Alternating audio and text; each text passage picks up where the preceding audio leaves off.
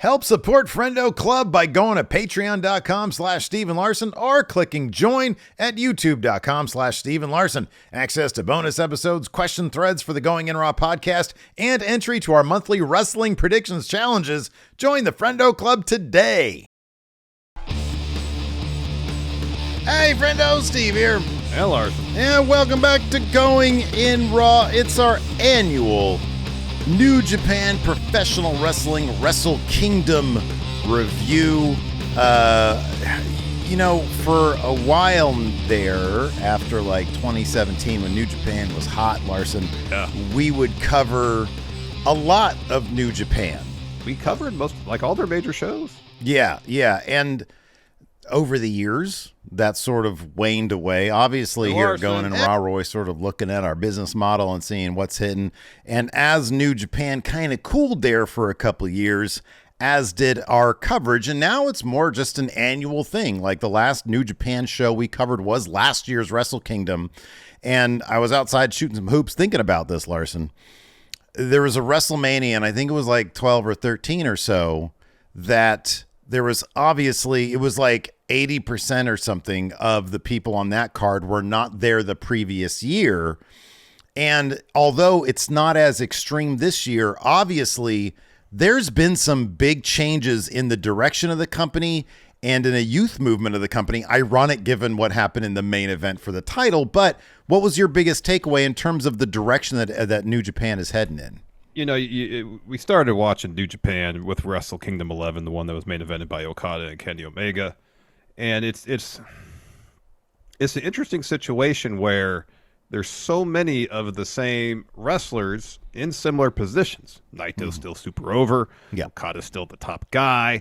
Tanahashi is kind of in this middle area between like legacy, great champion. I mean, now as president of the company, it's more than just ambassador for New Japan. He's assumed a leadership role within the company. Yeah, right. Yeah. And then you mentioned, with significant talent losses over the last couple of years, like Jay White, Will Ospreay coming up in March.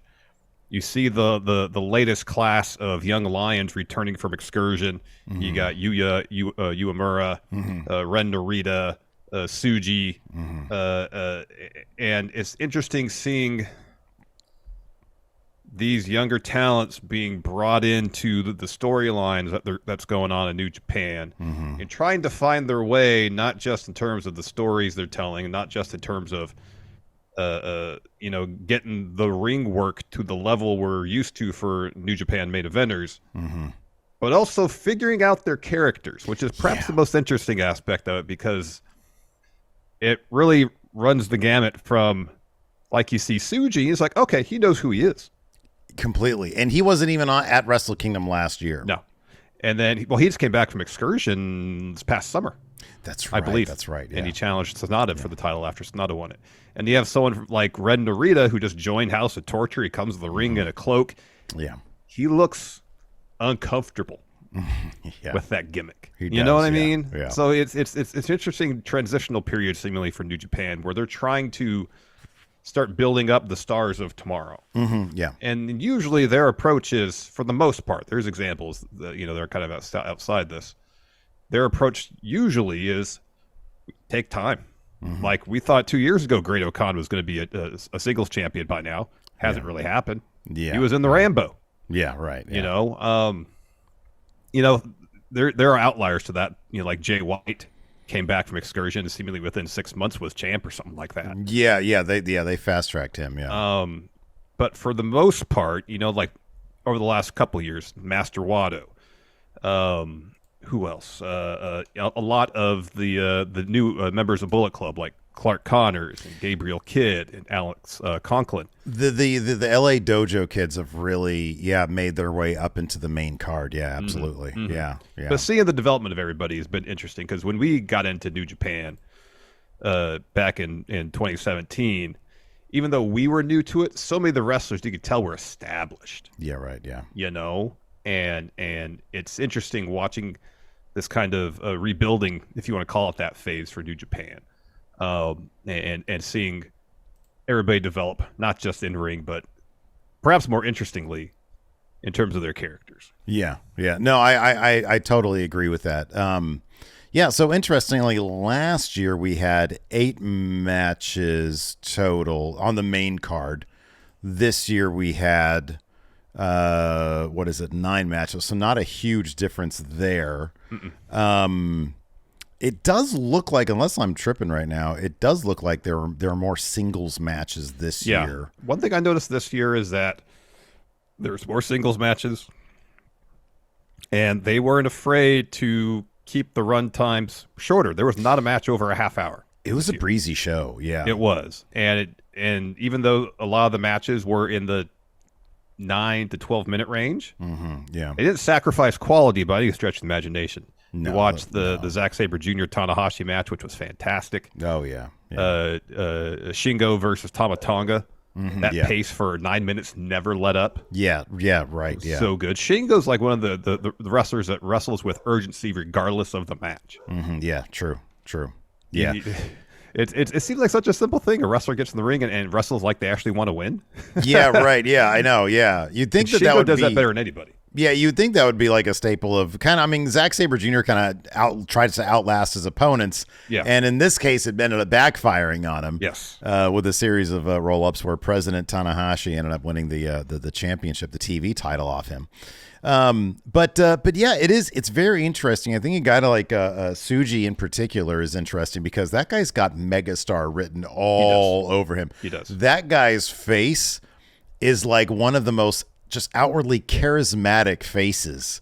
It shines through the camera. I was kind of surprised that he lost his match at Wrestle Kingdom. But he comes to the ring looking like Evel Knievel with that jacket on. I think that was a direct, You know, he had the bell bottoms and everything. Yeah, he's got this great head of hair. Yeah. And I mean, he's got the look. I get the feeling that was it Yuya or was it Shota that came with the Shota had the motorcycle. Shota had the motorcycle, and he had an Evel Knievel get up on his own. Yeah. And I was kind of wondering how much that might be inspired by the Americana leanings of Mox. You know, like Mox seems like he's an Evel Knievel guy. You know what I mean? Yeah. You can see that. I can see that. I think a lot of the conversation about Wrestle Kingdom 18 coming out is probably going to be about Okada versus Bryan Danielson, the rematch from Forbidden Door. This one not hampered by a broken arm, and it delivered by any possible measure you could throw its way. Boy, this was good, and the story of the arm playing so heavily into this to the point where after the match, Bryan Danielson goes for a handshake, and Okada laughs at him, saying, "I can't lift my arm, man," and asks to use the other one. I have never seen through even his massive rivalry with Kenny Omega, I have never seen this level of what's the word I'm looking for?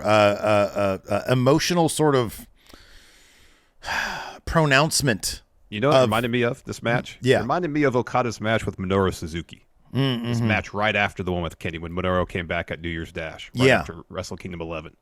Where this match wasn't as kind of one-sided as that one was in terms of Suzuki spending a half hour beating the hell out of Okada. Yeah. Only for Okada to eventually withstand everything Suzuki had. But in a lot of respects, it reminded me of that match. Okada I agree with you in terms of the physicality and the story that was being told, but I've never seen Okada so outwardly emotional in a match and so outwardly showing personality. You know, he usually keeps things fairly close, not Naito levels, but he usually keeps things fairly close to the vest. And that emotion comes out of him. That personality comes out of him.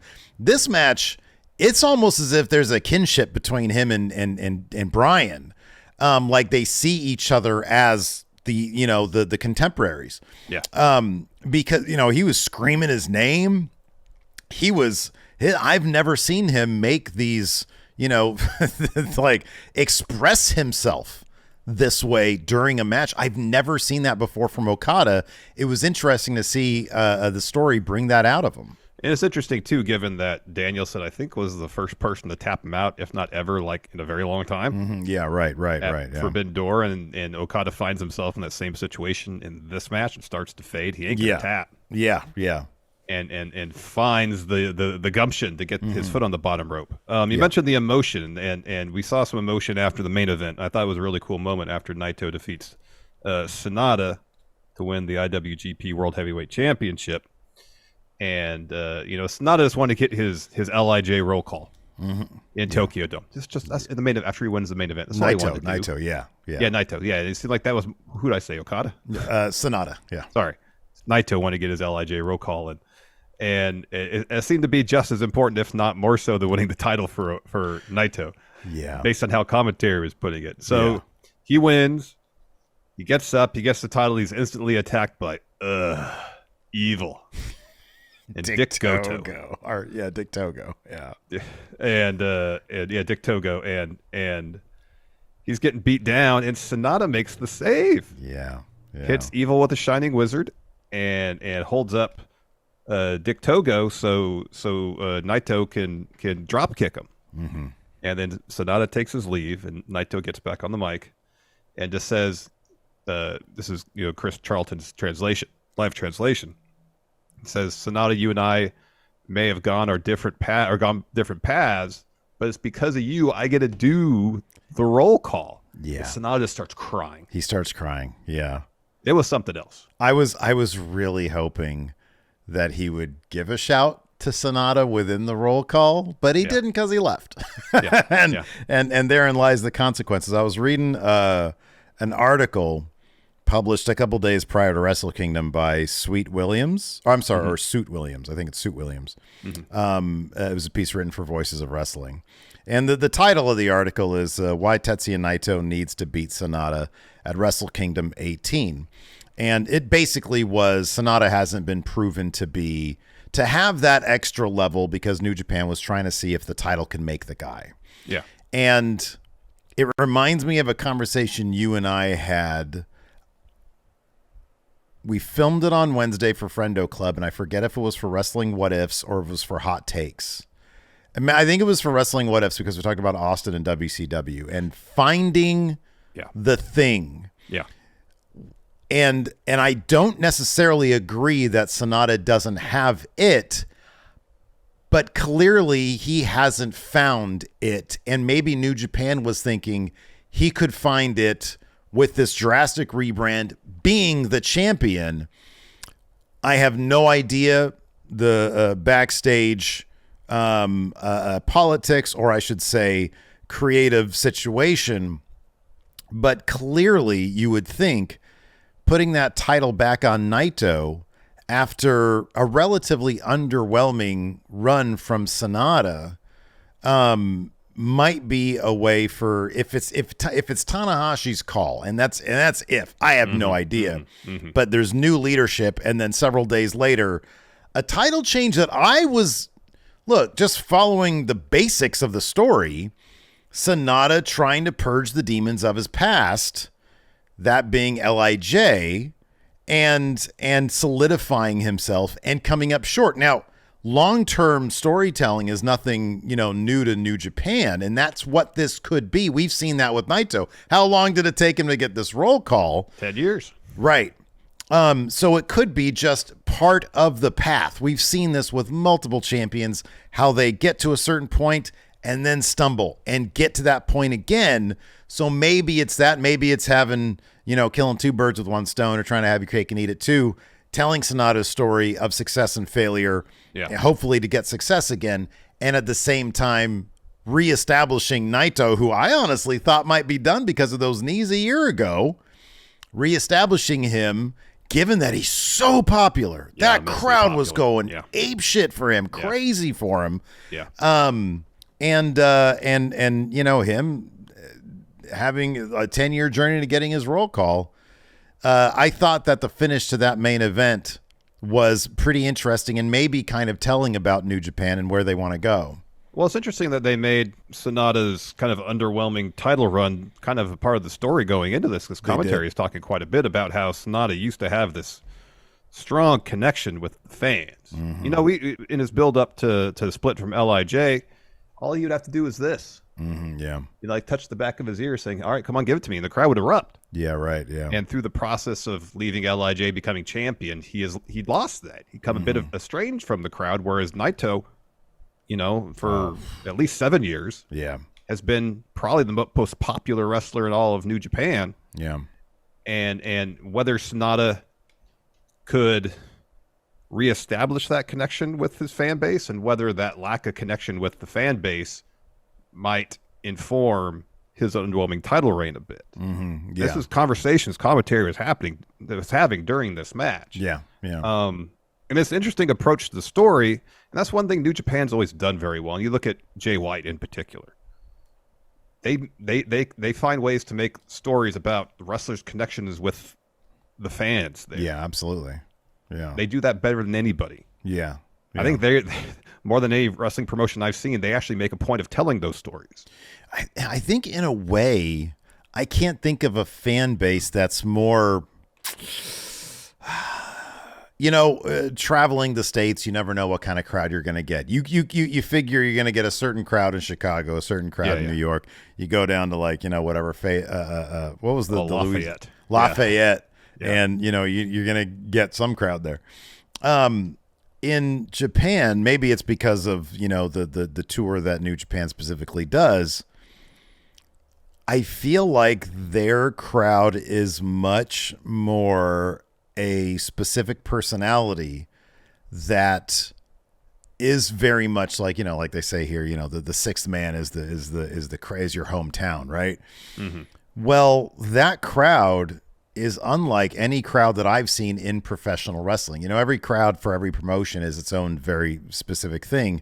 When you're touring in the States, each city is kind of its own thing. But in Japan, the crowd does play a heavy role, and establishing that connection can make or break a person. It really can. I mean, that's sort of universal with wrestling. You want to get over with the crowd. That's the whole thing. Yeah. But with Japan, that crowd is a very specific beast. And it's fascinating to see those relationships because, like you said, Jay White's a great example of a guy who built up a very interesting, specific, and wildly entertaining relationship with that crowd that really fed into his character in a wonderful way. Yeah, it's almost like in New Japan's creative philosophy, the crowd is a character. Yes, that's the short way of saying what I just took 5 minutes to say. That's worked into the stories, and it's nice to see that there's that level of thought put into the relationship these wrestlers have with New Japan's fan base. The crowd clearly respects the shit out of the story, out of the characters. It's not like, American crowds especially can be very fickle, incredibly fickle, and downright juvenile at times. Yes. The Japanese crowd considers this shit kind of sacred. And that's just, I without having read any of, Japanese wrestling Twitter, the crowd they understand what they want to see, and they understand what the connection is. And there's no, and they don't take it lightly. You know what I mean? It's not something that they can easily turn on or flip or whatever. You got to work to get them. And that's such an interesting relationship. It is. But yeah, I mean, Naito in the lead position, you got to wonder what going forward is going to be the direction for New Japan under Hiroshi Tanahashi. I'm curious to see. I mean, I'm not going to claim that I'm going to, follow them any closer than I have been following in the first place, but because it does seem certain things are sort of par for the course. Evil back in a position maybe to be challenging Naito again. I don't expect him to succeed, but it sort of remains to be seen whether Sonata is going to take the Evil route of. You can kind of smell regret on New Japan when it comes to Evil's title reign, or Sonata. Is he going to go that route, or is he going to find his way back up? And what is it going to take for him? What you're essentially saying is it's not going to become a comedy act like Evil and House of Torture effectively are. If you look at House of Torture as a comedy act, they're great. You can appreciate their work far more absolutely. as opposed to seeing them as legitimate heels. Yeah, right. Yeah. Watch Sho and Yo's business during this Rambo in the kickoff show, and it's comedy wrestling. Yeah, that's what they're doing. It is. Yeah. And the level of interference in House of Torture matches is cartoonish. Yeah, it is. And I don't know if the crowd is starting to appreciate it or if it's just grown worthy and we appreciate it. I don't know. Like, we don't. I don't know. There was at some point a couple of years ago, I think, where we were watching one of the shows. Maybe it was Wrestle Kingdom last year, even, where the light bulb went off for me. It's like, oh, Yeah. They're a comedy act now. Yeah, right. Yeah. And instead of being endlessly annoyed by all the interference, you're like, oh, okay, this is like basically slapstick comedy. Yeah, exactly. Yeah. Yeah. Yeah. I did not watch the Rambo. I watched everything else. I did not watch the there Rambo. were some fun bits in there. Early on, it was Bullet Club versus United Empire just going after each other. There was some fun stuff there. I won't go into a lot of the detail of it because it was like a 35-minute Rambo. But like Yo comes to the ring and he's sprinting to the ring. And he's got like a blue sweatsuit on. He's not wearing ring gear. In the process of running and getting to the ring, he loses his shoes. Oh, wait, who was that? Yo. Oh, that was Yo. Okay. Yeah. It was Yo. Yeah, why was he just wearing his Yo? I don't know. And then Show comes out, so Yo leaves the ring and sprints back up the ramp. And so they start wrestling for the wrench. Okay. Show's thing still is that wrench. Yeah.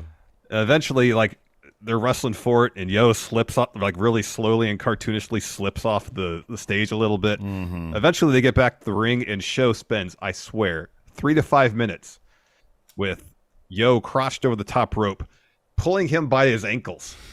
That's funny. Bouncing him, crotch first off the top rope. Yeah. And then Yo stays there for a vast majority of the rest of the Rambo. Okay. All right. It's silly stuff.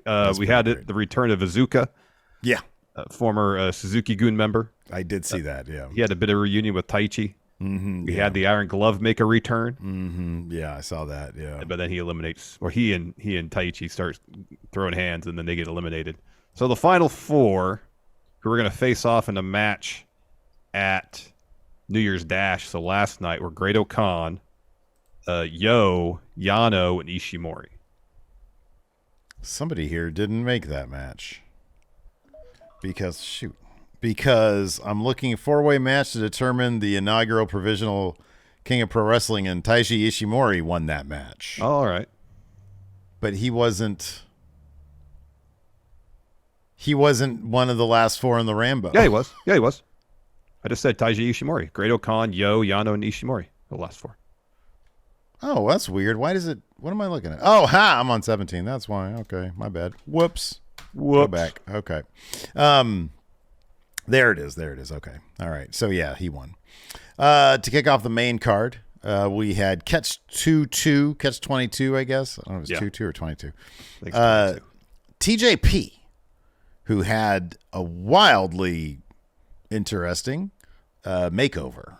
Apparently, it's a cryptid from the Philippines. That's pretty cool. Like, the whole getup was really neat. I'm not a TJP fan. But I thought the get-up here was really, really neat. And Aswang, I think it was called? As Aswang, yeah, I think that's what it was. Yeah, a really cool mask. I read up a little bit on it as a shapeshifter. Ooh, that's cool. Right on. And his partner, Francesco Akira, took on Bullet Club War Dogs. Drilla Maloney, who's Dan Maloney. He was in, according to you, the UK tournament. The first WWE UK tournament, yeah. I remember that when he said that. I think he was on some episodes of NXT UK as well. I think he was too, yeah, occasionally, yeah. And LA Dojo guy, Clark Connors. No, Clark Connors wasn't LA Dojo. Where had we seen Clark Connors before? Was he in NXT? No. I'm pretty sure he was LA Dojo. Was he LA Dojo? Okay. I'm pretty sure he was. He was in that. He was in the first All Atlantic Championship match. You're right. AEW. He is. Yeah, he was. He was LA Dojo. Yeah, that's right. That's right. He was in that Fatal 4-Way in AEW that one time. He had a completely different gimmick. Was he a cowboy back then? Kind of. It was kind of a cowboy-esque type deal. Oh, he still has a cowboy hat now. Yeah. But now he's a war dog. Yeah, he's a war dog. And this was for the IWGP Junior Heavyweight Tag Team Championship. Really fun match. Really cool moves going on here. That Akira guy is pretty cool. He does some really neat stuff. Yeah. I mean, the story going to this, I think, was TJP and Akira hadn't beat War Dogs yet. Oh, okay. And they beat him for the titles. Okay. Well, there you go. Yeah, it cool was match. Drilla Maloney took the pin. What a great name, Drilla. Like, Dan is boring. Drilla Maloney. It's a good name. And then, like, some fancy, like, white Bullet Club attire on. I know. Very cool. He's in great shape.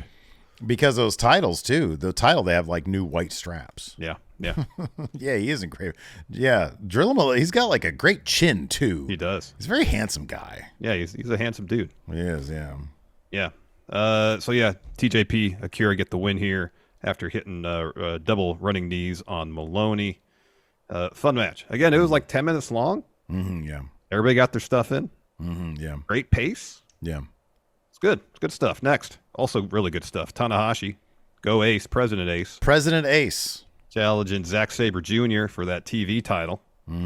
Yeah. And Tanahashi was getting down the mat, wrestling technical with Sabre Jr. Wasn't afraid to mix it up in that fashion. And got the win.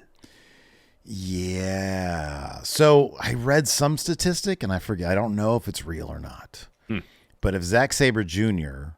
had gone 3-0, if he had gotten this win, he would have been 3-0 at Tokyo Dome. Yeah. The only other person to ever be 3-0 in singles action at the Tokyo Dome was Hulk Hogan. They mentioned that on commentary. They did. Okay. I saw that on Twitter. By the way, shout out to commentary. Walker Stewart, Chris Charlton, and Rocky Romero. Fantastic. Awesome.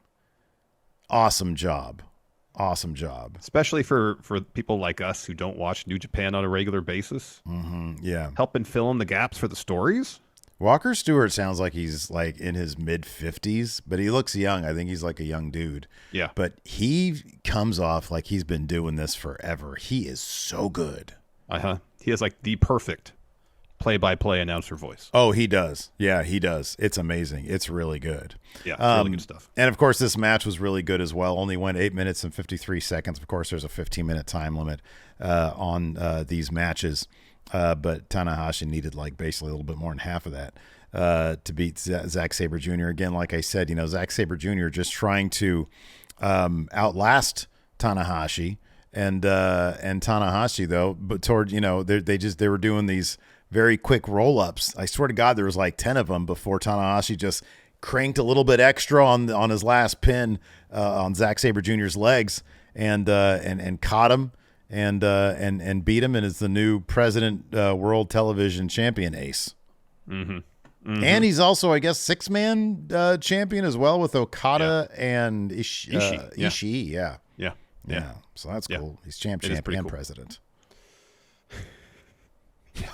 Double champion and president. He's double champion and president. Yeah, fun match. After that, we had Yuya Uemura with some, I guess, one of two people having kind of Evil Knievel inspired gear. Yeah. Taking on Yota Tsuji. You could tell Tsuji is a bit more comfortable in his character and gimmick than Yuya is at this point in their career. Tsuji looks like just the most amazing villain. Like, he's got that smile. He's got those teeth. Man, that dude has star written all fucking over him, man. He does. And and I think maybe a little bit of that is some story too. Like, Yuya Uemura went to Impact. Didn't have like a ton of really great success there. No. Comes back and you got this Yota Tsuji guy who's just taking New Japan by storm after Excursion. Yuya Uemura picks up the win here. Yeah, and it was interesting how like they were talking about Yuya going to Impact and just kind of like doing stuff, and then Yota went to I assume CMLL because I said he went to Mexico for on Excursion. Okay, and that's where he picked up new stuff there, which I guess is kind of the point of going on Excursion. Yeah. And it's interesting seeing, and maybe this was intentional, maybe not, how Yuya early in the match, like his moveset seemed kind of more basic. Yeah. Hip toss, there's a lot of hip tosses and stuff like that, and Tsuji. Like basically hit like a spear spinebuster combo early. Yeah, that was nuts. That was awesome. Yeah. Suicide dive, electric chair. But then as the match went on, it's like Yuya's like, all right, I got to start busting out like the heavy hitter moves. So we get Uranagi's, dragon suplexes, and he has his finisher, which is a deadbolt suplex. He hits that to get the win. Yeah. Really good stuff. These guys are probably going to be 10 years from now main eventing Tokyo Dome. You would think so. You would think so. Especially, Tsuji. It's going to be interesting. It's going to be interesting to see where he is next time I review a New Japan show in 2025. Yeah, probably Wrestle Kingdom 19. Yeah. Yeah, exactly. I'm sure he's going to be further up the card, probably getting a win too. Yeah. After that, we had Kaito Kiyomiya and Shota again on a motorcycle this time. On an actual motorcycle. I thought he was going to do the thing where he goes over like 5 buses. Something like that, yeah. That'd be something else. Gets the motorcycle, drives down the ramp, flies over the ring. Yeah. Taking on House. I'll say this about the Wrestle Kingdom this year. There was a new camera angle they had. It was like sort of a top bird's eye view corner. Yeah. Made it look really small. They should not go back to that camera because that shit looked so indie small. I was like, God, everything else about Tokyo Dome is so big. Huge. And they use all those great long lenses and everything. Yeah. But that shot up there, no, get away from that one. Steve. No good. No good. So Kiyomiya and Shota taking on the House of Torture team. Oh, House of Torture. Oh, damn. Of Evil and Ren Narita, who seems... this is just me. I haven't seen a ton of his work in House of Torture. He seems miscast as member of House of Torture. Because he was like, what was it, last year or 2 years ago? He had the match against Shibata. Yeah. He was like, yeah, here we're going to do a hard-hitting technical type match. And now he's involved in this goofy nonsense with House of Torture? Yeah, kind of a step down from where we thought he would be, I think. Yeah.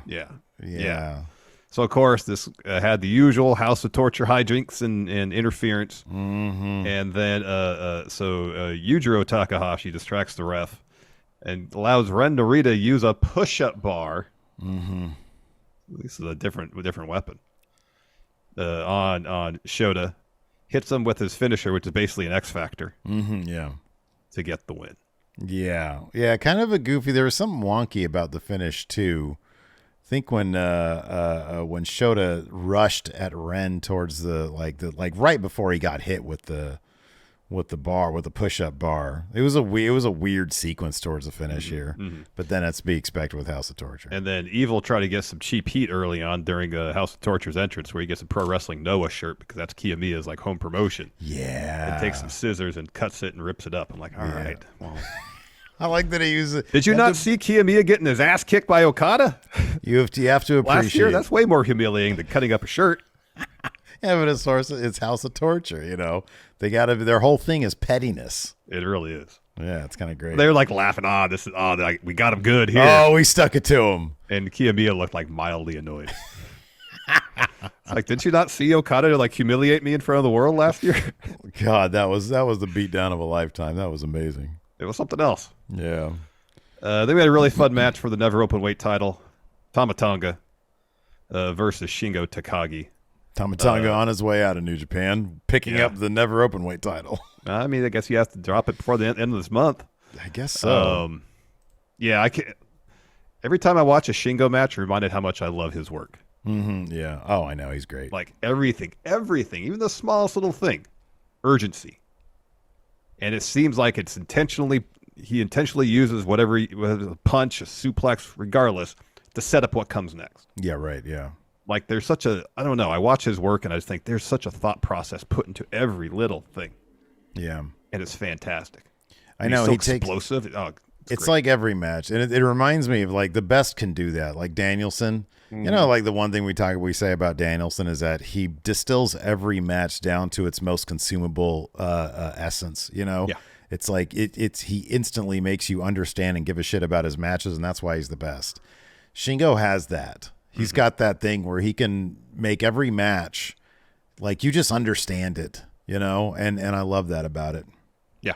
And Sabre Jr. is the same way, especially if you watch him live. Yeah. You watch him in the ring, where you see the thought process going through his head of, if I do this, I can do this next, and I can do that, and I can do that. Yeah, right, yeah.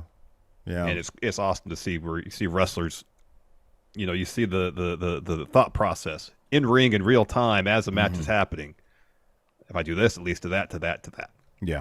It's awesome to see. It makes it feel less like a series of choreographed moves and you're watching somebody actually wrestle. Mm-hmm. Yeah, for sure. Yeah. Anyway, Shingo lost.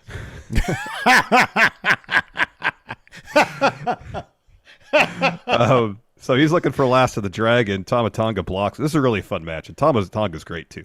Yeah, he's awesome. So Shingo's just hitting a bunch of forearms. Mm-hmm. And he hits a pair of lariats, looks for another Last of the Dragon. Tama counters with a Styles Clash. Yeah. Hits a stun gun, or gun stun, sorry. Shingo kicks out of that, and then Tama Tonga basically hits him. It's basically a Jade Roller to get the win. Really fun match. Really fun match.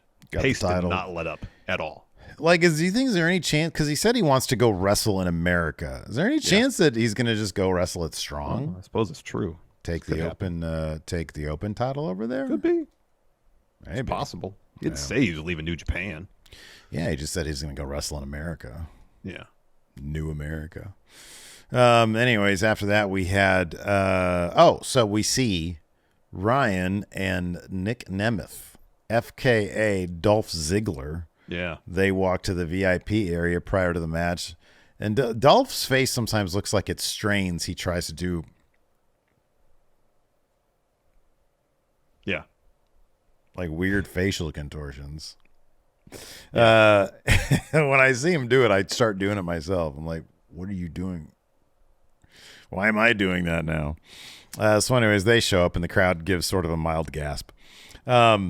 And then he doesn't play out like he doesn't. He should have got some popcorn. That'd been great. He's sitting there. That'd been great. Popcorn because it's another match or two before he actually. It's like 3 matches later. Yeah.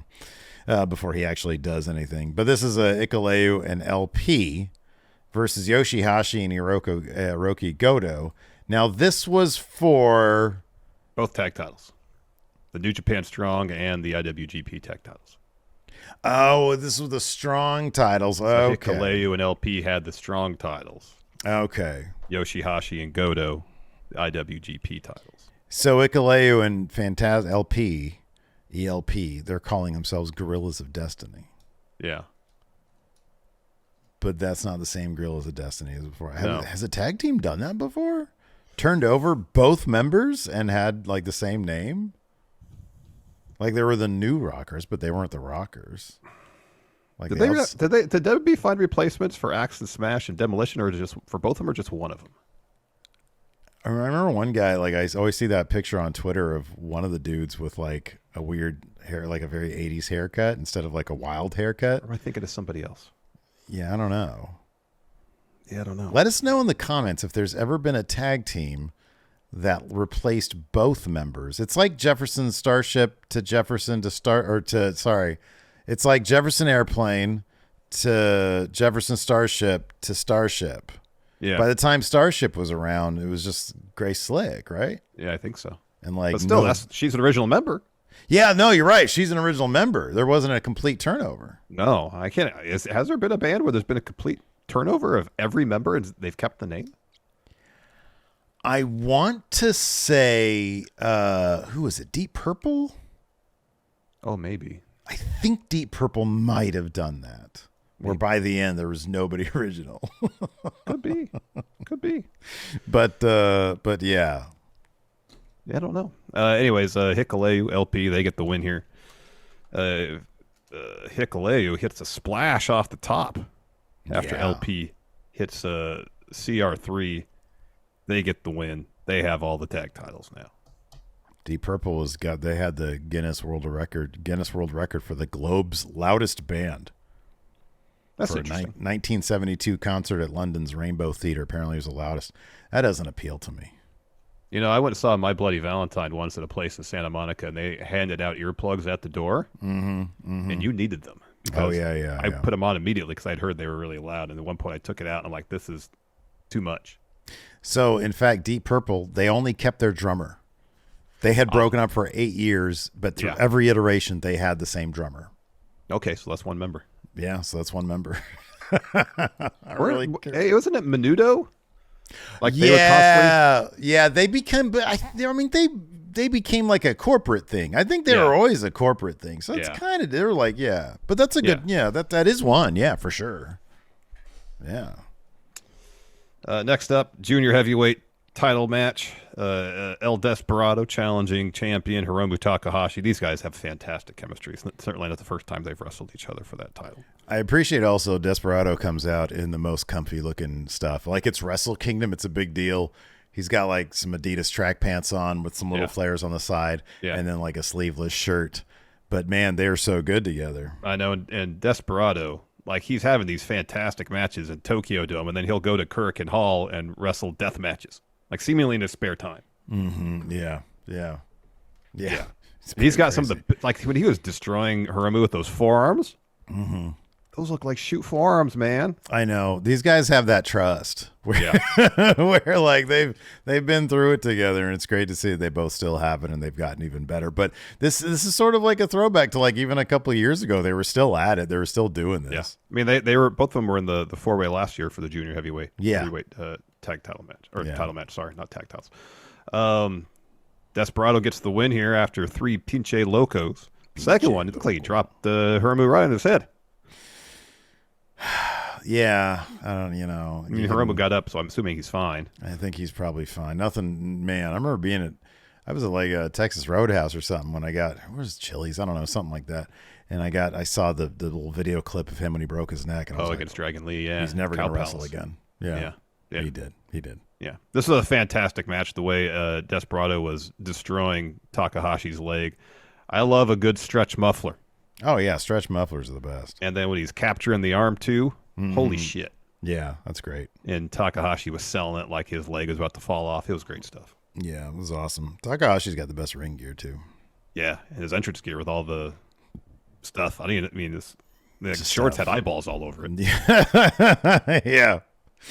Let's talk about this one. Dave Finlay versus Jon Moxley versus Will Ospreay for the new global championship. So they replaced the United States championship.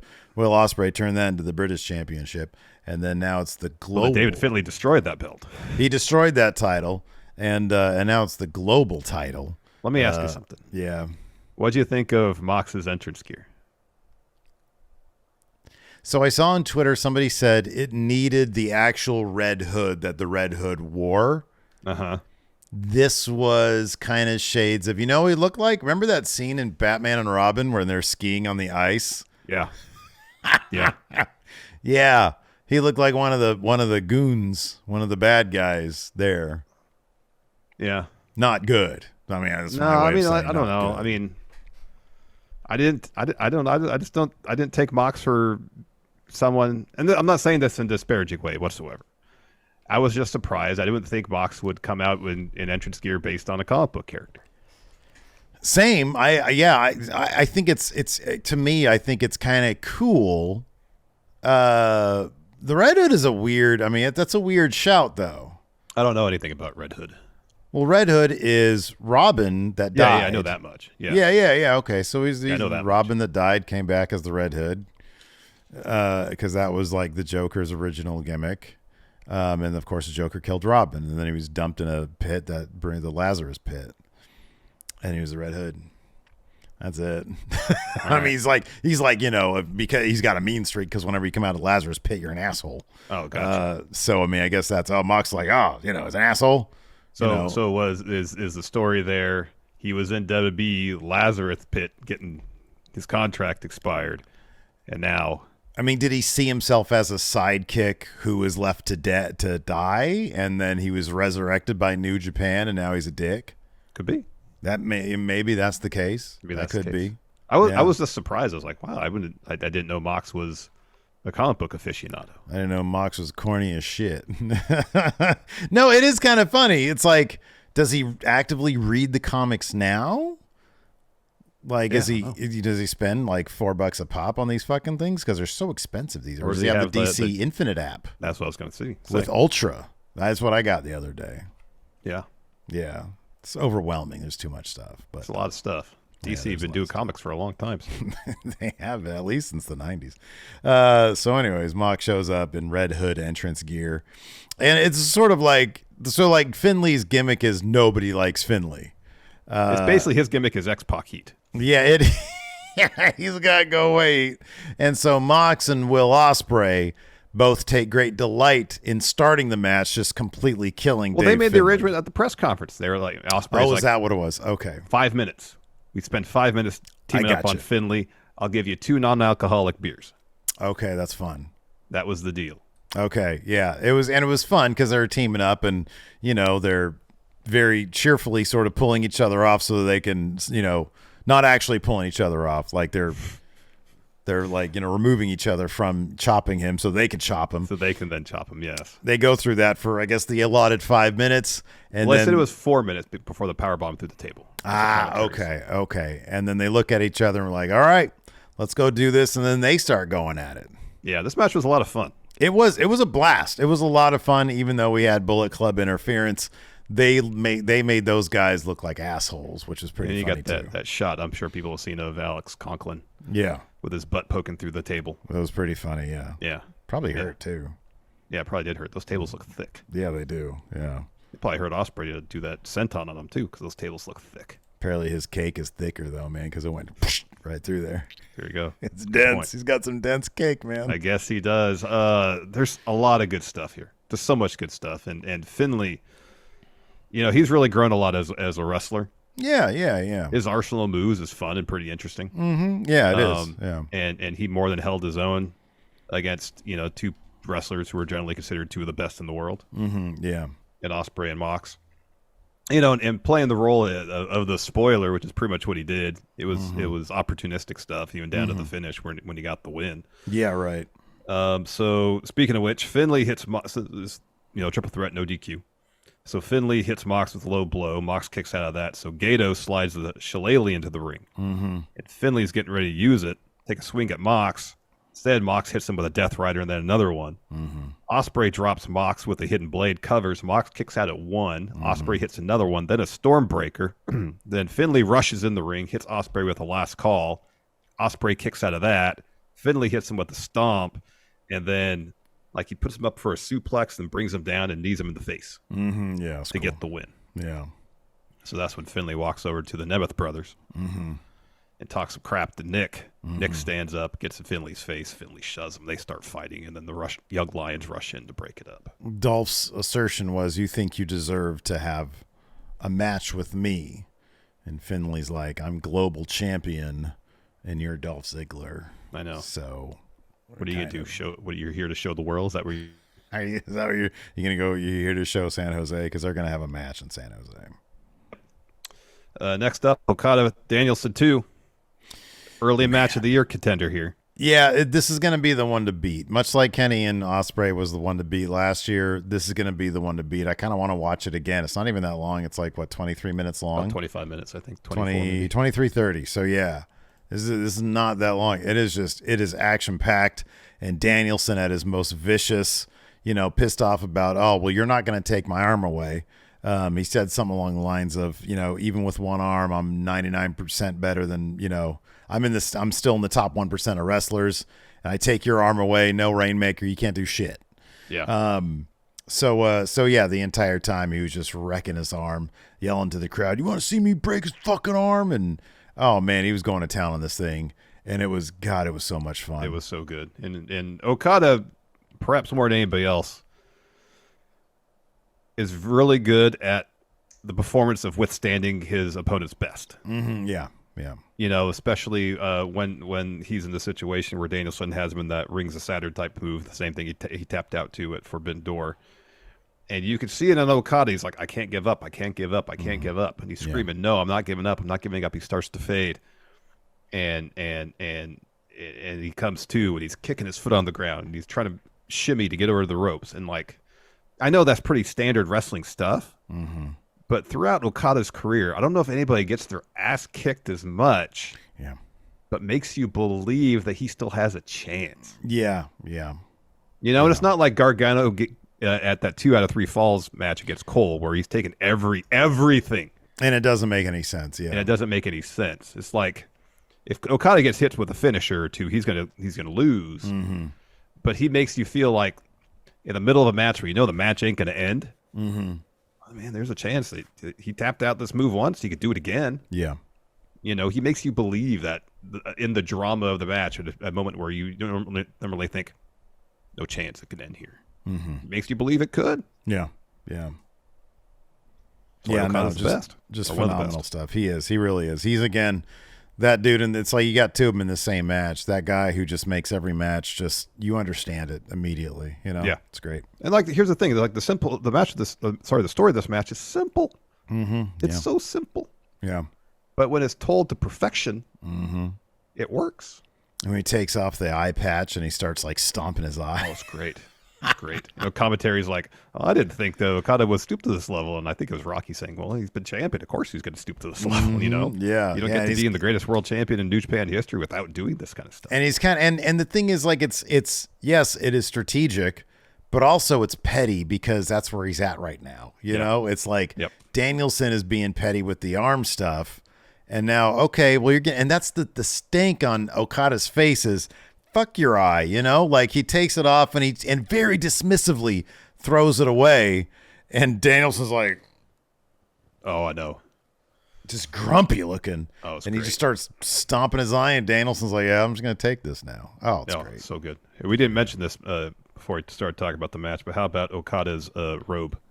Put some UV light on that thing, change color. Yeah, I'll be honest with you. Cheesy gimmick. The other thing, part of it, I wish they had implemented the UV light in a different fashion. That's the only issue. So, he comes out, stops his own entrance, music goes down, he walks over, and this cheesy thing goes. They have a UV light, about, I don't know, 18 inches long. Yeah. It's got ropes tied on each side of it, and they just lower it down. Yeah. But the image of that thing coming down and seeing the color fill in on his robe is that was cool. But make fashion like some sort of UV booth. And he walks through it like a raw gate. He walks through it and then whoa. That'd be cool.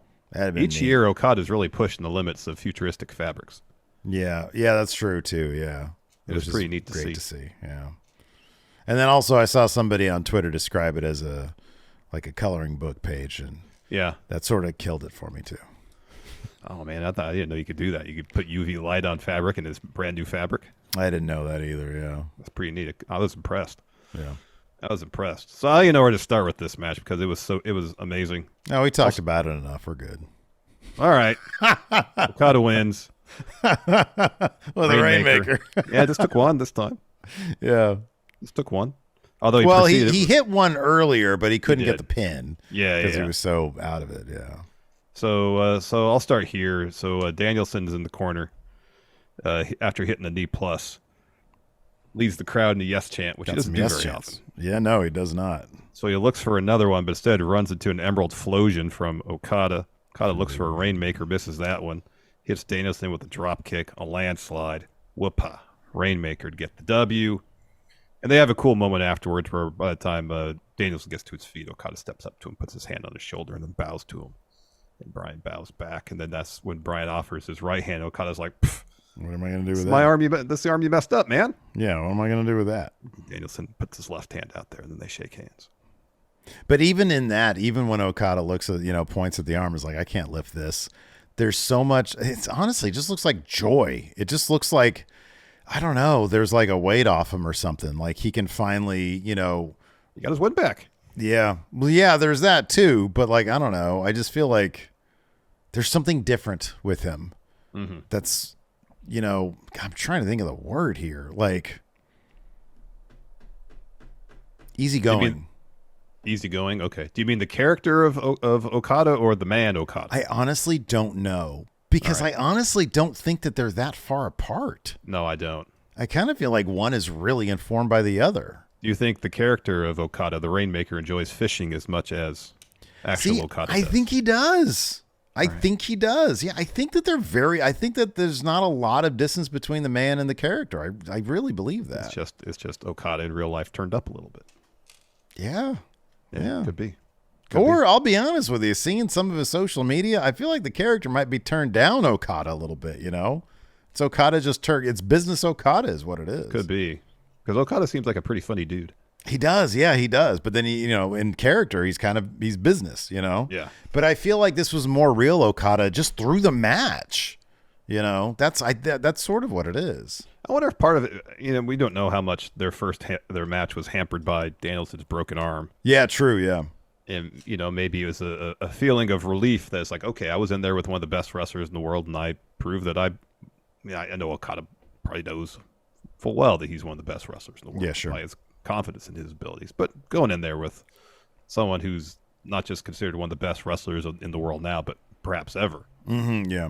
Tearing the house down. Mm-hmm. That's got to feel great. Oh, yeah. And maybe there's something to that. Maybe there's something to, I've done everything. I'm probably going to get a sick new fat contract from New Japan because he's probably staying there. Mm-hmm. And the weight of the world's off my shoulders. I don't have to carry this place. I'm still an integral point, but we got a great youth movement. Naito's champion. I'm just having fun with Bryan. Yeah. That is the feeling that I got from this match. It's a good match. Next. Next bitch. Tetsuya Naito challenging Sonata for that WGP World Heavyweight Championship. We talked about this plenty. We didn't talk about Sonata's awesome tights, though. So it was like talk red to me. orange, kind of like a red orange. Yeah.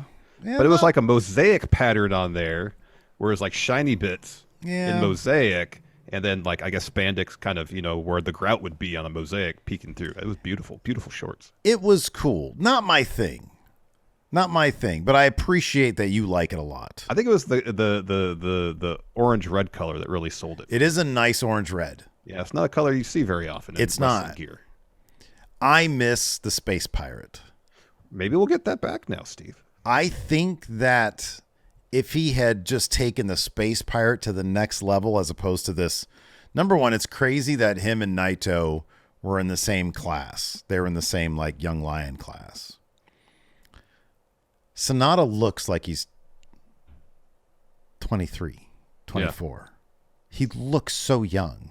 He does. Naito looks old. Especially with his knees all wrapped up. Yeah. He looks his age. I don't know. Are you looking up how old Sonata is right there? Naito's 41. How old is Sonata? Like 36? 35. Okay, so he's 6 years younger. Okay. Huh. But yeah, I kind of feel like so if they weren't in the same Young Lions class, they tried out at the same time. Okay. And Sonata didn't make it.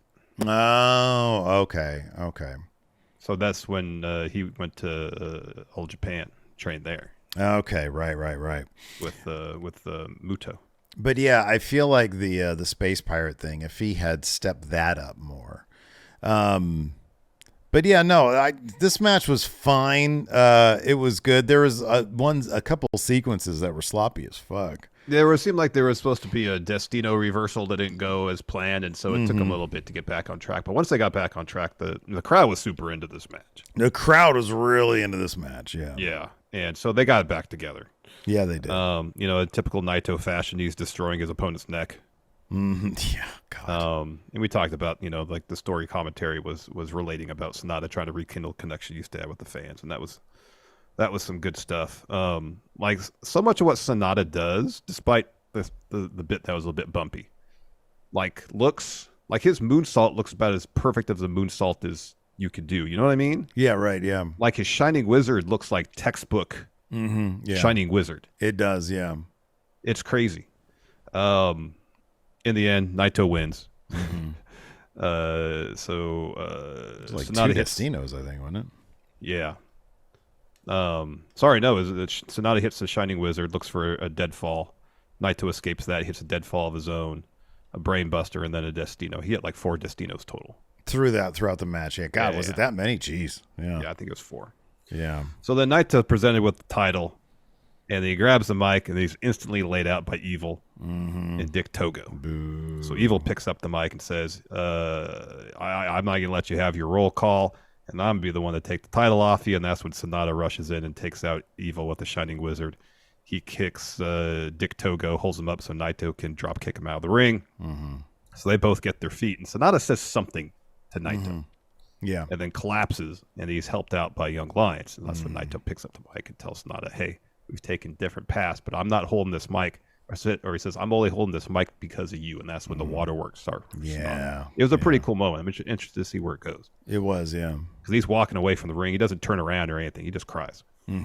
So then Naito thanks the fans, saying he's been looking forward to most something he wanted to do 4 years ago when he won the title in the main event, but got attacked by Kenta. He says, everyone, time for the roll call. So he does the LIJ roll call. And they just do it as loud as they can with him. It was awesome. It was pretty cool. Yeah, good stuff. And there's your Wrestle Kingdom 18 review. We'll see you guys in a year for the. Well, we'll see you Monday because we're gonna be here for an episode Monday, but for New Japan coverage, who knows? If the Dominion card looks loaded, maybe we'll watch that. It's always possible. It's like a slow week and we need content. That's a possibility. Right on. All right. Anyway, so yeah, for you strictly Steven Larson going in Raw, WWE, AEW, and New Japan Professional Wrestling podcast fans, we'll see you either at Dominion or a year from now. For the rest of you guys, We'll be back to the Steven Larson Going in Raw WWE and AEW podcast by Monday. Till next time. And shockingly, by the way, Dave Meltzer got his Wrestle Kingdom star ratings up. Good. Within 48 hours of the show. Who'd have thunk it? I'm telling you, we're doing good in the world, Larson. We're changing the world in a positive way. Because I have no doubt it's because of us. Yeah, I mean, what else could it be? Until next time, we'll see you around. Goodbye.